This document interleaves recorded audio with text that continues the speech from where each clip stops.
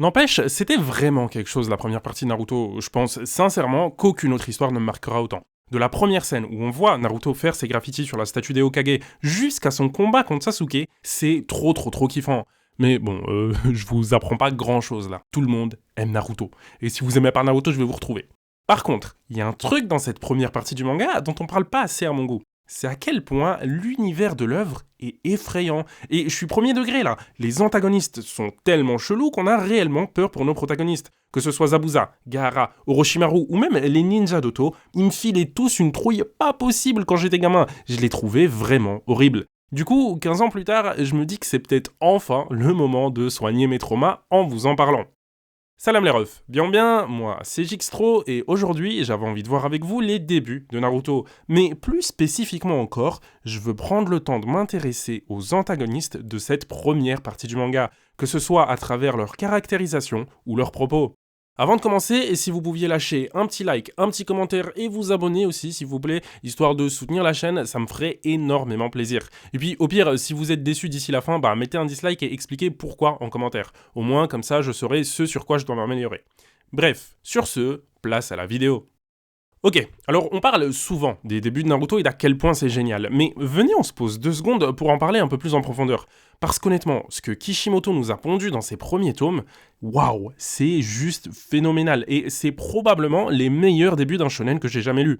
Sauf que, bien souvent, quand on parle de fiction, la clé derrière la réussite d'une bonne histoire se trouve dans l'écriture de ses antagonistes. Du coup, si vous me demandez qu'est-ce qui rend les débuts de Naruto si spéciaux, je vous répondrai en 3 mots.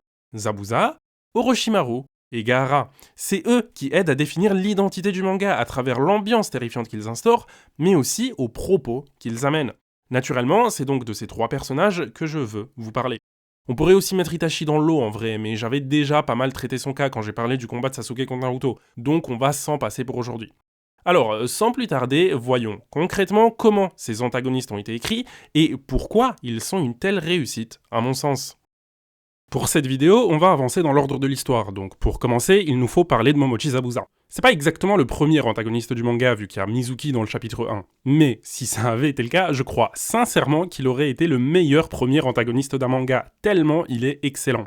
Et je sais pas si Kishimoto lui-même réalise à quel point il a fait fort avec l'arc du Pays des Vagues, parce que c'est littéralement impossible de drop le manga une fois qu'on a lu cet arc. Il nous plonge directement dans l'univers de l'œuvre et on comprend que ce qu'on est en train de lire, c'est vraiment sérieux, que le monde des ninjas est sans pitié. C'est ça la plus grande réussite de l'arc. Kishimoto nous montre la cruauté du manga dans lequel va évoluer le protagoniste, tout en nous montrant à quel point ce dernier est impuissant face à celle-ci. Pourquoi il fait ça, vous me direz? Parce que l'objectif de Naruto, c'est de devenir Hokage. Sauf qu'avant cet arc, son objectif il était creux, dans le sens où c'était juste le rêve d'un gamin. Alors ok, c'est honorable, mais en fait il sait pas vraiment ce que ça implique.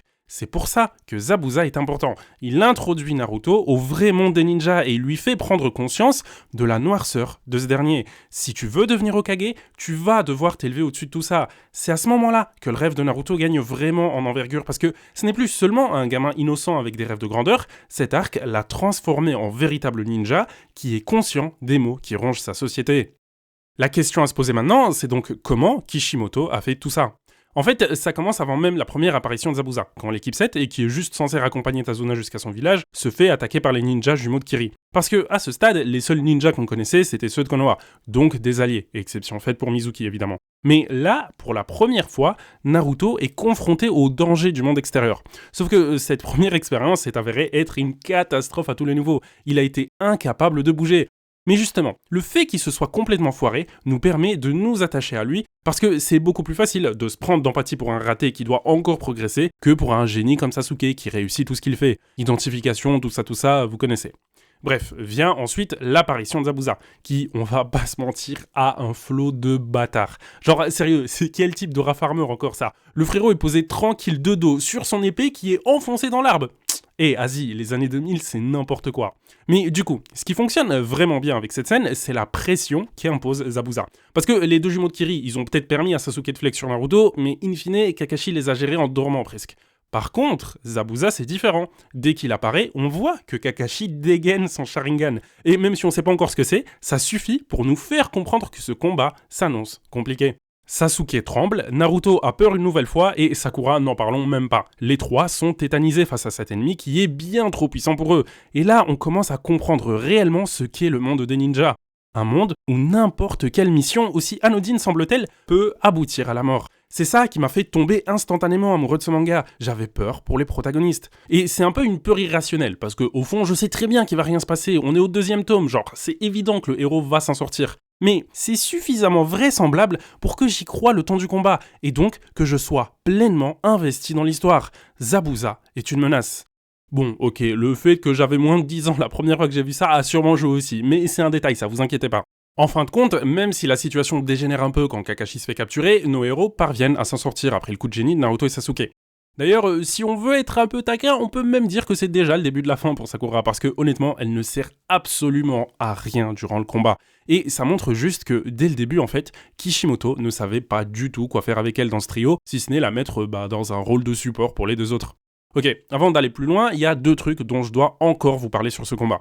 Le premier, c'est la backstory de Zabuza, dans laquelle on découvre que pour devenir un ninja, il a dû tuer tous les autres participants de l'examen. Je suis un peu mitigé sur cette backstory. Genre, elle fonctionne, c'est indéniable, mais en même temps, elle est un peu facile et exagérée. Genre, le contraste entre Zabuza, le méchant démon qui a grandi dans un enfer pas possible, et les 3 petits ninjas de Konoha qui ont grandi dans un havre de paix, c'est un peu trop grossier à mon goût. Après, voilà, comme j'ai dit, ça fonctionne. Principalement parce que ça permet à Naruto de prendre conscience de la dangerosité réelle de son monde.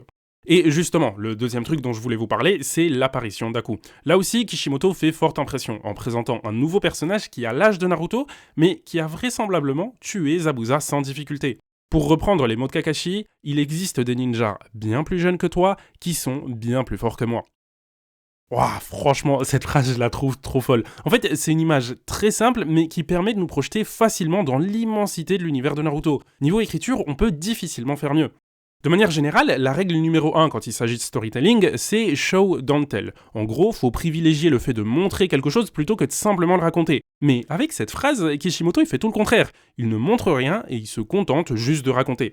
Sauf que ça marche. Et la raison pour laquelle ça marche, c'est parce qu'il fait appel à notre imagination. Il n'a pas besoin de nous montrer un perso qui remplit vraiment ses conditions. Il a juste besoin de suffisamment jouer sur l'ambiance mystérieuse pour qu'on comprenne que le monde dans lequel ils sont est dangereux, effrayant et immense.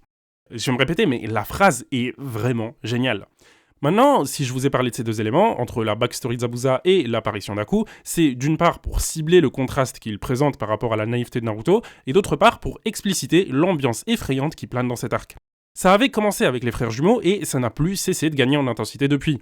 Un détail tout con par exemple, mais que je trouve génial, c'est que pendant tout l'arc, on est plongé dans un brouillard constant. C'est ce genre de truc qui donne de la vie et de la consistance à un univers. On est pleinement immergé dans l'histoire parce que l'ambiance ne nous permet tout simplement pas d'en sortir.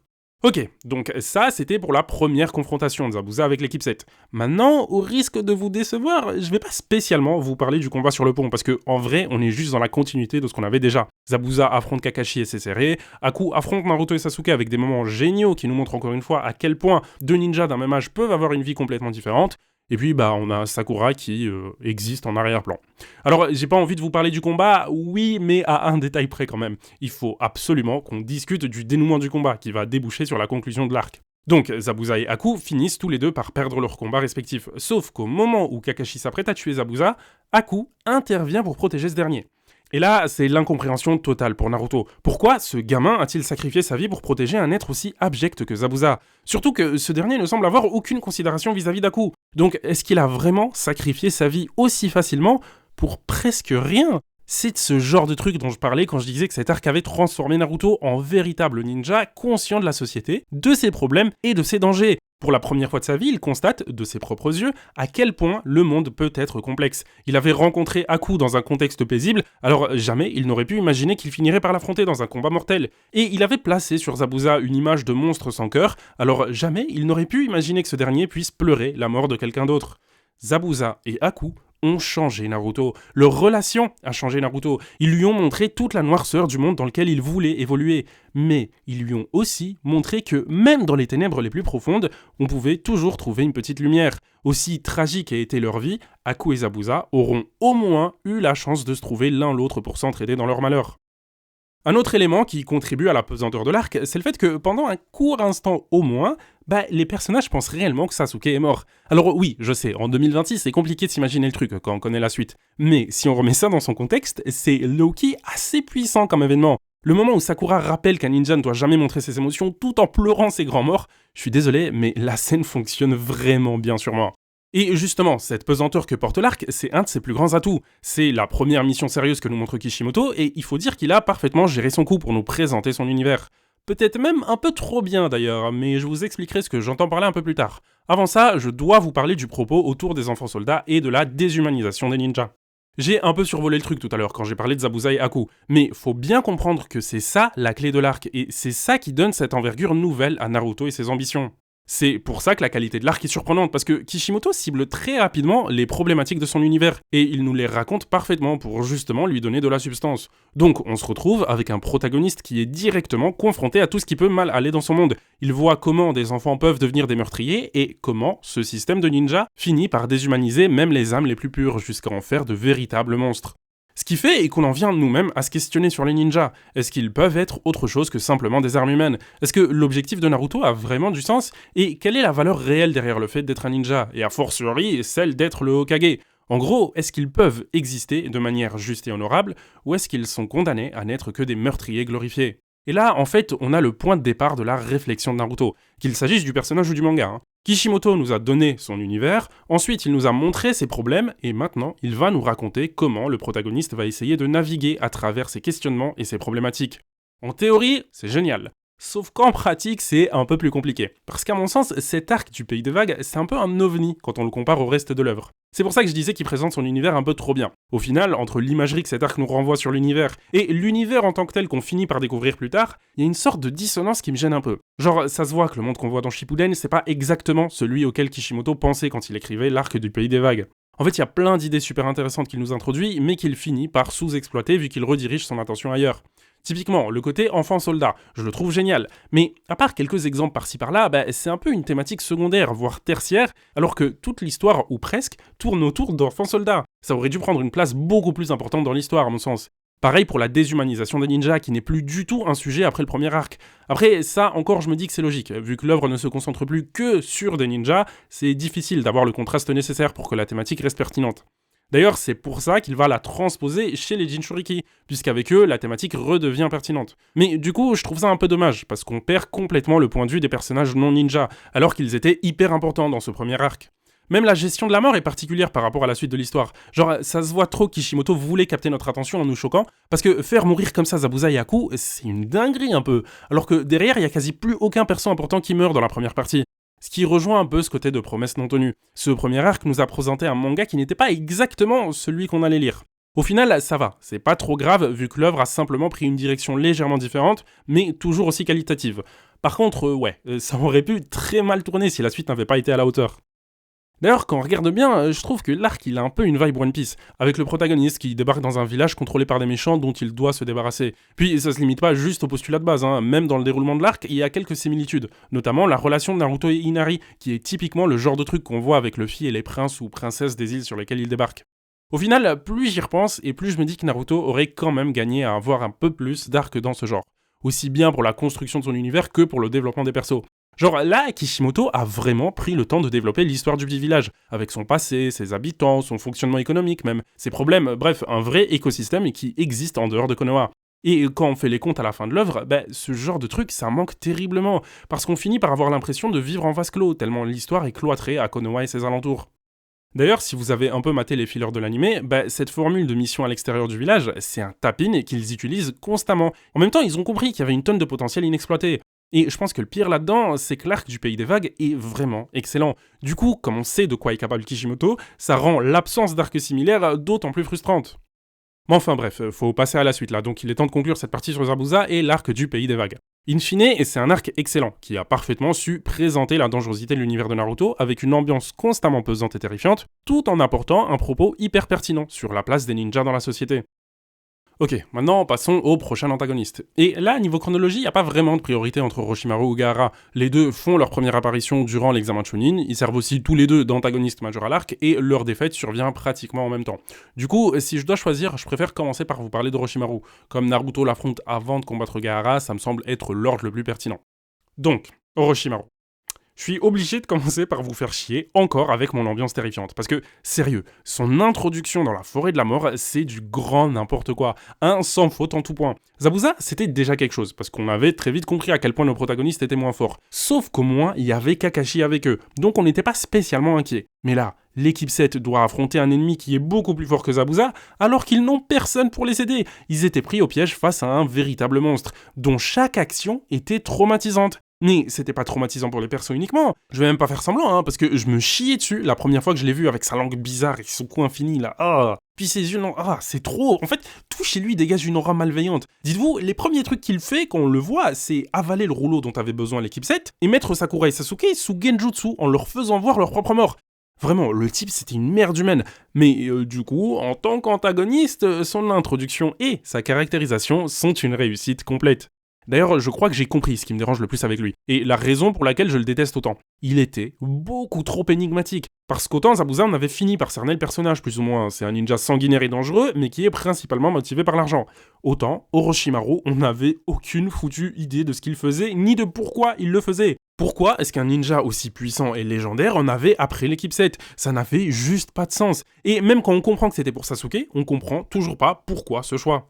Alors, quand on combine tous les mystères qui entourent Orochimaru à ce moment-là avec son aura malveillante, on se retrouve avec un antagoniste qui a tout pour marquer les esprits, et c'est donc naturellement ce qu'il va faire. Son combat contre Naruto et Sasuke est génial, mais je vais pas spécialement m'attarder dessus parce que c'est pas l'objectif de la vidéo. Petite mention quand même pour une de mes scènes préférées du manga, quand Naruto arrête le serpent d'Orochimaru juste devant Sasuke pour lui rendre le monnaie de sa pièce par rapport à l'arc précédent.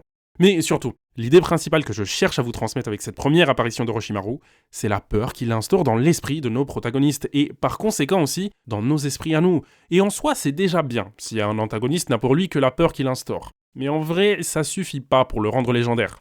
Non, pour ça, il faut accompagner la forme d'un fond pertinent. Et ça tombe bien, c'est justement ce que Kishimoto fait avec Orochimaru lors de son combat contre Hiruzen. Durant cet affrontement, on en apprend plus sur lui, et les mystères qui l'entourent se dissipent pour laisser place à une réalité encore plus sinistre que ce qu'on imaginait. Orochimaru était un ninja de génie destiné à devenir Hokage, mais aveuglé par ses propres ambitions démentielles et sa quête d'immortalité, il finira par sombrer dans une folie expérimentale. À première vue, c'est un objectif assez simpliste pour un antagoniste, genre c'est un peu le tap-in classique quand les auteurs ont pas d'inspi. Mais le petit truc qui rend ça particulièrement intéressant chez Orochimaru, c'est son génie en tant que ninja. En fait, il a les aptitudes de ses ambitions, et le seul véritable obstacle qui se présentait à lui était d'ordre éthique. Donc, une fois qu'il a décidé de sauter le pas et franchir cette frontière, il n'y avait plus rien qui pouvait le retenir. Ce qui fait qu'à ce moment-là, Orochimaru était devenu un problème moral dans l'œuvre, parce que ses ambitions allaient à l'encontre de tous les principes humains basiques, même si son ambition n'était pas fondamentalement mauvaise. C'est ça qui le rend un peu plus intéressant à mon sens. Le manga ne diabolise pas expressément sa recherche de l'immortalité, mais plutôt les moyens qu'il a décidé d'employer pour y parvenir. Maintenant, ma facette préférée du perso, c'est clairement sa déchéance en tant qu'aspirant Hokage. En fait, ça lui rajoute un petit côté tragique, ce qui permet d'étoffer sa caractérisation au-delà de ses traits maléfiques. Du coup, avec lui, on découvre que même quelqu'un qui avait les mêmes aspirations que Naruto et qui était beaucoup plus talentueux que lui, peut sombrer dans les ténèbres. Autrement dit, personne n'est à l'abri des dérives de cette société des ninjas. C'est une idée intéressante, et on pourrait même extrapoler qu'Orochimaru est devenu ce ninja maléfique à force d'être confronté aux atrocités du champ de bataille.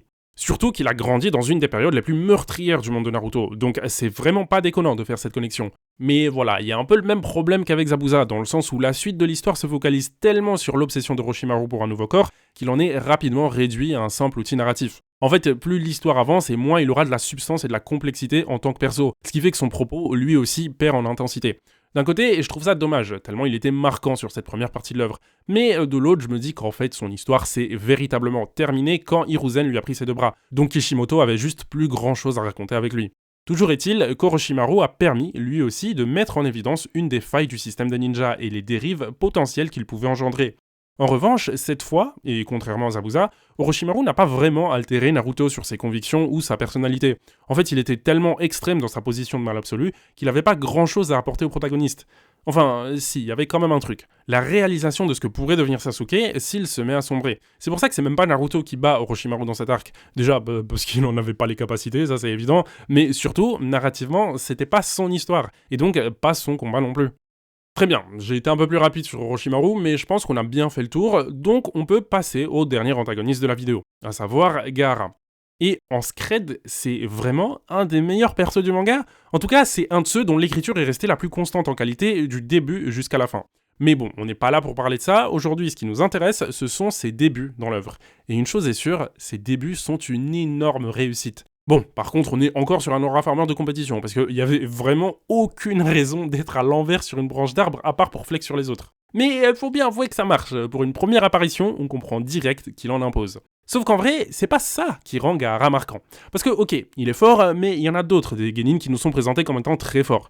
Non, le truc qui fait mouche chez Gaara, c'est clairement sa folie. Parce qu'en plus d'être fort, il a l'air dangereux et très peu stable émotionnellement. Donc forcément, ça le rend beaucoup plus effrayant que les autres. Naturellement, on va se demander ce qu'il cache en lui, pourquoi est-ce qu'il donne l'impression d'être sur le point de craquer à tout moment, et puis surtout, qu'est-ce qui va se passer s'il finit vraiment par craquer ?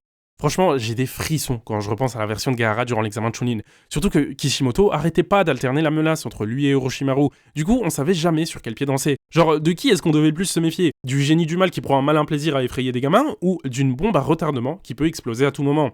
C'était vraiment très désagréable comme sensation, mais en même temps, c'était tellement bien fait que j'avais qu'une envie, c'était de voir la suite.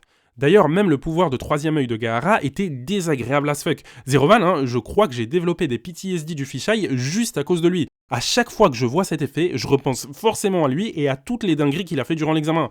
Déjà, il y a son combat contre Lee, qui est devenu cultissime, voire même mythique, tellement il a transcendé notre génération. Sérieux, ce que ce combat a proposé, c'est une folie furieuse. En fait, il y avait tout ce qu'on peut demander d'un combat. Une belle chorégraphie pour que ce soit beau à voir, des retournements de situation qui nous maintiennent en haleine tout du long, et surtout, un putain de message de fond derrière, avec l'opposition entre talent et travail. Donc quand on met tout ça bout à bout, forcément que ça nous donne un combat mythique. Mais, avec du recul, ce que je trouve le plus intéressant avec ce combat, c'est la position de Gaara. Parce que, quand on regarde bien, le combat c'est un peu un one-man show de Lee, dans lequel Gaara est réduit au rôle de figurant de luxe. Ce qui est, honnêtement, très particulier comme approche choisie par Kishimoto, parce qu'il ne cherche pas à développer Gaara plus que nécessaire, il se contente juste d'en faire une figure invincible qu'on veut à tout prix voir vaincue.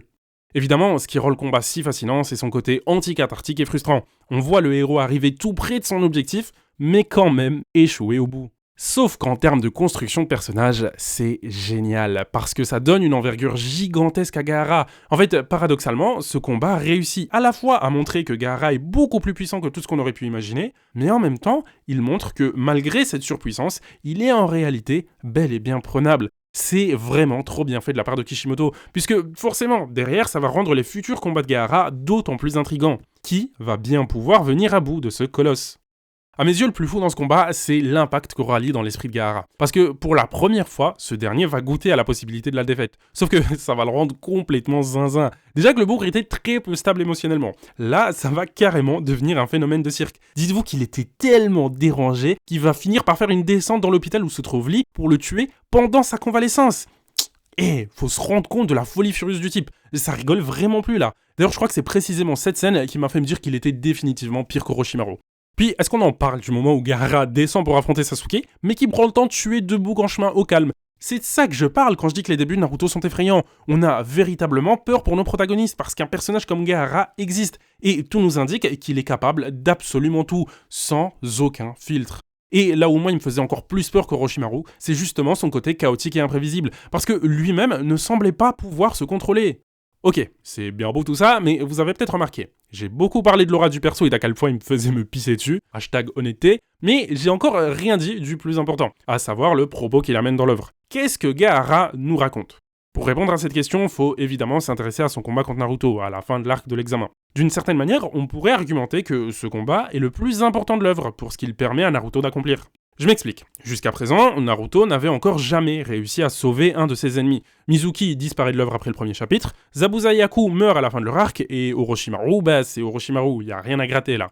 Donc ouais, Gaara, c'est la première opportunité qu'il a de vaincre son ennemi, mais quand même de le sauver. En gros, c'est le fameux Talk no Jutsu. Mais justement, c'est pour ça que ce combat est si important. Parce que moi, je suis pas de la team de ceux qui s'en moquent. Pour moi, ce que les gens appellent Talk no Jutsu, c'est la clé du personnage de Naruto et de son propos en tant qu'aspirant Hokage. Rappelez-vous ce que je disais sur Zabuza et Yaku. Ils lui ont fait découvrir la complexité du monde. Avec eux, Naruto a compris que ses ennemis n'étaient pas nécessairement de mauvaises personnes. Autrement dit, il a compris l'importance du contexte et de l'environnement dans le développement d'un individu. ce qui est honnêtement assez impressionnant pour un gamin de 12 piges. Sauf que, du coup, il a pu sauver ni Haku ni Zabuza, donc ses apprentissages sont restés théoriques.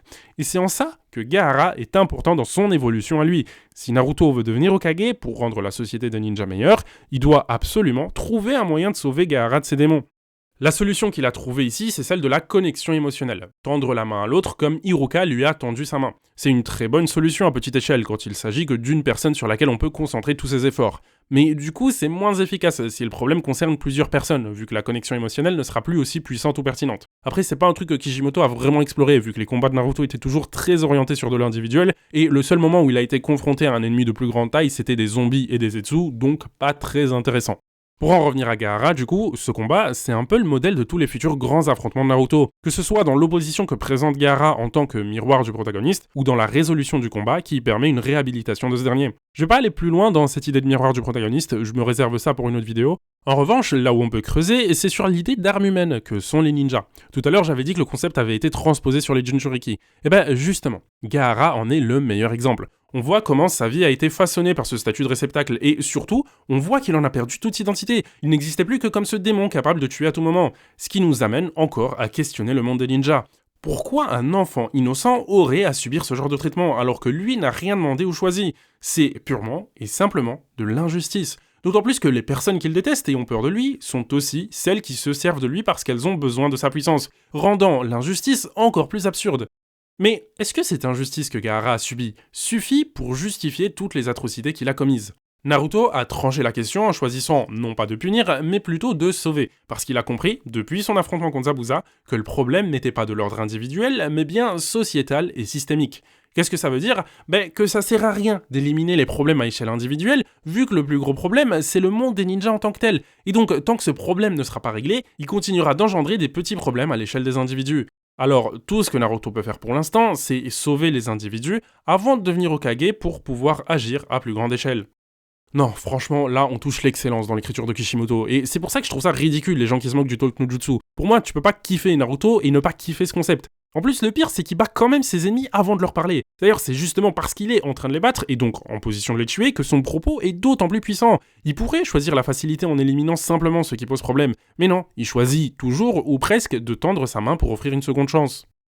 Très bien, alors maintenant qu'on a parlé de ces trois antagonistes, j'aimerais prendre un peu de recul pour revenir sur les débuts de Naruto de manière un peu plus générale. Vous l'avez vu, j'ai beaucoup insisté sur l'ambiance terrifiante qui planait dans ses premiers tomes. Pour moi, c'est vraiment un des points forts du manga, et je trouve ça dommage qu'on l'ait perdu avec le temps.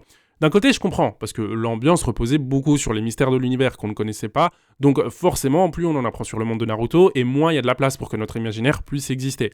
Mais, d'un autre côté, je peux pas m'empêcher de déplorer ça. La preuve, c'est que la plus grande réussite de Shippuden, c'est la gestion de l'Akatsuki. Et justement, eux aussi avaient cette aura terrifiante qui les entourait. Donc ouais, c'est un peu dommage qu'on ne l'ait pas plus eu sur l'entièreté de l'œuvre. Autre chose aussi, que j'avais pas vraiment conscientisé avant de travailler sur cette vidéo, c'est la vitesse d'apparition des antagonistes. Genre là j'ai revu et ça va tellement vite en fait. Au tome 2, on a déjà Zabuza, au tome 4, on a la première apparition de Gaara, et au tome 6, on a la première apparition de Orochimaru. En 6 tomes, on a 3 antagonistes hyper cultes. Je trouve ça tellement fou cette densité de qualité. Et puis surtout, ils fonctionnent vraiment bien l'un avec l'autre. Même si je vous ai dit que l'arc de Zabuza était un ovni, il pose quand même de solides fondations thématiques pour le reste de l'œuvre, et sans lui, l'évolution de Naruto serait nettement moins efficace. En fait, si on schématise le truc, c'est comme si Zabuza avait initié les questionnements de Naruto, et que Gaara lui a permis de trouver un début de solution aux problématiques soulevées. Et justement, cette schématisation, elle est bien aussi parce qu'elle montre qu'Orochimaru n'a pas sa place dedans. Même si Naruto a choisi le chemin de la main tendue, il ne le fait pas avec tout le monde. Certains ont tellement sombré qu'ils sont irrécupérables. Au final, c'est marrant parce qu'en parlant ainsi des 3 premiers antagonistes, je trouve qu'on a surtout mis en évidence à quel point ils ont été cruciaux dans l'évolution de Naruto. Et aussi à quel point ils faisaient peur. Ouais, je vais pas lâcher mon steak, désolé, mais c'est une dinguerie d'enchaîner 3 antagonistes qui sont à ce point effrayants et traumatisants. Et même si on peut regretter que certaines thématiques passent à la trappe avec le temps, c'est indéniable que le propos qu'ils amènent chacun à leur manière est une réussite complète qui permet à l'œuvre de s'élever.